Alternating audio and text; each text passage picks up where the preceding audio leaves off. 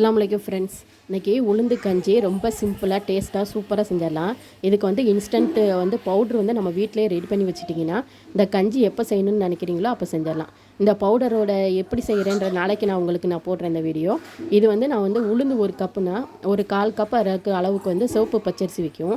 அதே நல்லா கழுவி காய போட்டு அதோட சுக்கு ஏலக்காய் எல்லாத்தையும் போட்டு நல்லா திரித்து வச்சுக்கிட்டிங்கன்னா உங்களுக்கு சூப்பராக கஞ்சி நமக்கு எப்போ தேவைப்படுதோ செஞ்சுக்கலாம். இதுக்கு வந்து ஒரு 2 ஸ்பூன் போட்டு 2 டம்ளர் தண்ணி ஊற்றி நம்ம குக்கரில் வச்சோமாக்கும் நல்லா சூப்பராக வெந்து வந்துடும்.